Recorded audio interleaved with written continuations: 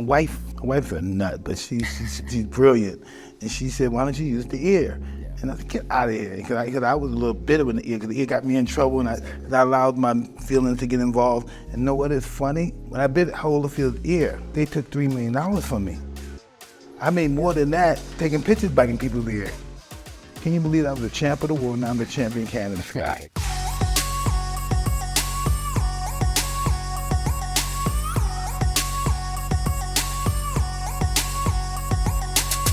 Tyson 2.0, New York, born in Brownsville. What does it mean to you, launching in New York, in your home state?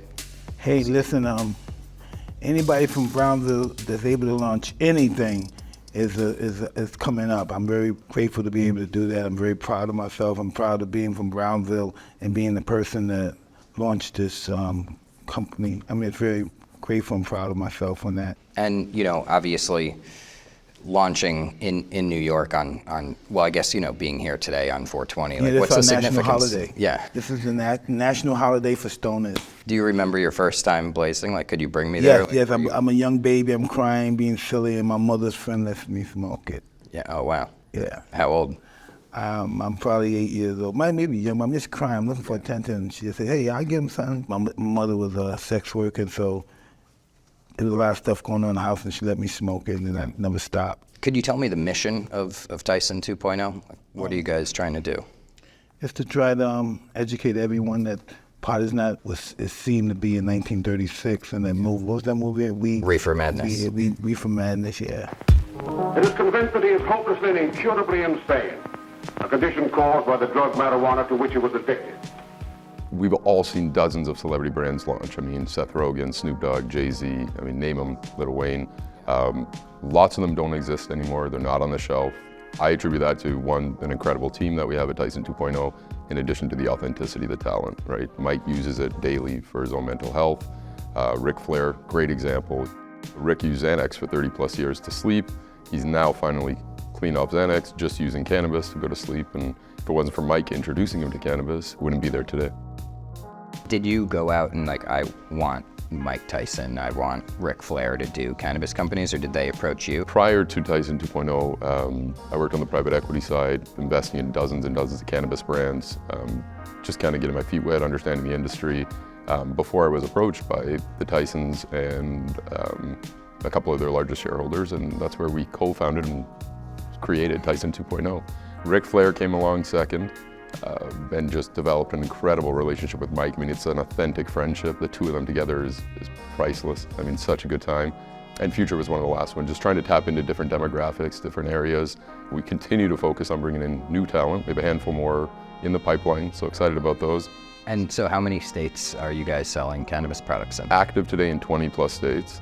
We have Tyson 2.0 products in over 19 countries, including grinders, rolling papers. On the cannabis front, we did just announce and expand with PHCANN, Germany, UK, Australia, and a couple more that we're working on the pipeline, cultivating out of Macedonia. Launching in New York this month, like, what does that mean to the company? This is huge. It hits home for us. I mean, coming home for Mike Tyson is iconic for us as a brand, as a company as a whole. We just announced the launch of Mike Bites, and real excited to get started on 420. And, you know, the form factor, I love. I think it's, you know, really smart. Could you talk about the kind of creation of it and, like, the decision to be like, This is what we're going to do? Well, Mike, his wife, the family had the idea. I thought it was genius when we were sitting in their kitchen, and Mike and her brought it up, Mike and Kiki. We went right to work with it, creating a mold, launched it first in California, and now we've rolled it out across almost all of our markets. We've recently announced the Night Bites. So similar to Mike Bites, but it's done with CBN and THC, so helping you with sleep. They actually knock you out, which is cool. Being a fighter, being an athlete, what's like your relationship with cannabis? Like where does that sit in your life as a fighter? I think every fighter should, every athlete should use it. You know, there was fighter Ricky Williams that he gave up his professional career for cannabis. The Speaker of the House gave up his job. John Bannon, he gave up his career for cannabis. Yeah. Okay, so these two guys are not idiots. They gave up a lot. So what did they give up all that for this? That seems so insignificant. That seems so insignificant for being Speaker of the House, right? Insignificant to be the best running back in the world. I gave that up. Fuck that. I know you have a fight coming up, but you haven't been in the ring for a while. Like Last time was 15 years, this is 3 years, so it's not that bad. Pretty much, because right now I'm living my life discipline now. And so I'm at the fight discipline now. Probably 6 weeks I haven't gotten high, I had sex. can you bring me through like your mindset, like why putting aside cannabis for the fight specifically? Like what is in that decision? It's just discipline. You know, discipline, doing what you love to do, doing what you hate to do, but doing it like you love it. You know, I hate not being able to smoke, but I'm doing it like I love it. I hate not to be able to sleep with my wife, but I'm doing it like I love it. Right, yeah. And is there something like that cannabis does that you don't want? No, no, it has nothing to do with it. Because I want it, I won't do it. But you know, that doesn't mean I'm not going to use my toll medicine. Right, yeah, DMT. You know, I'm going to use that, no doubt about that. I'm going to stop that. While we're talking about the ring, you know, your training, like compared to other fights, like what is your training regimen now for the upcoming fight with Paul? Hey, it's just concentrate. I'm training 3 times a day, and it's just consistent training, health, diet, agility. What's next for you guys? Like, where do you see Karma and brands like Tyson 2.0 going? So we continue to expand in tons of new categories. Our cafes and retail brick and mortar is an exciting one. We opened our second one in Amsterdam. We have 2 coming to line in Barcelona. We have a couple under negotiation here in the US, so excited about that. And it's like a restaurant and smoking lounge? Or Correct, yeah. So if you go to the one in Amsterdam, you can actually get ear-shaped cakes and chocolates and different products. So same concept, where we'll have different edibles, different products, some infused, some non-infused. Some people want to come in and just experience Mike's Cafe, but in the shape of whether it's a boxing glove, an ear, or following that franchise model, letting people connect with Mike through the Tyson 2.0 coffee shops. Looking ahead, you know, we're at a point, like the precipice, like legalization may or may not happen. We don't know what the DEA is going to decide.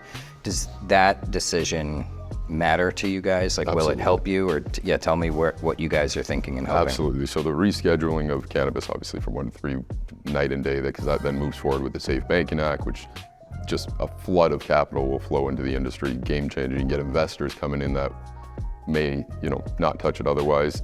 No 280E. Correct, which changes the game completely. The marketing side of it as well. You're able to mass educate, so educating on a much larger scale than we are today because you're so limited on marketing restrictions and such. So moving it from a 1 to a 3 changes all the marketing side, the capital. I mean, and for us, it's game changing. Just the growth opportunity is endless. And eventually that leads to federal legalization, right?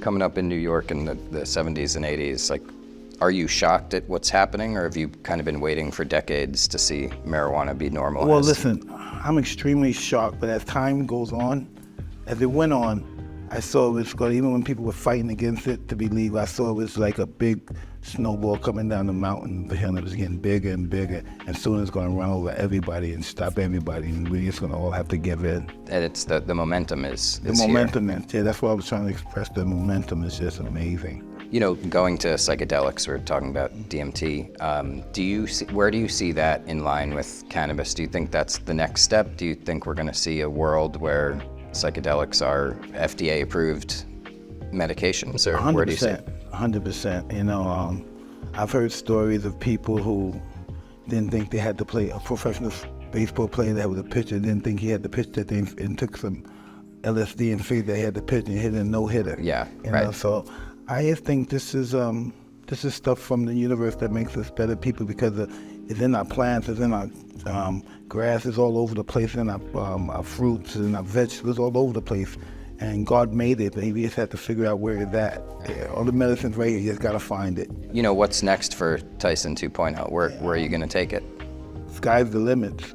Sky's the limits. We just we're gonna put our thinking hats together. We're gonna conquer the world. We want to be in every country that's existing.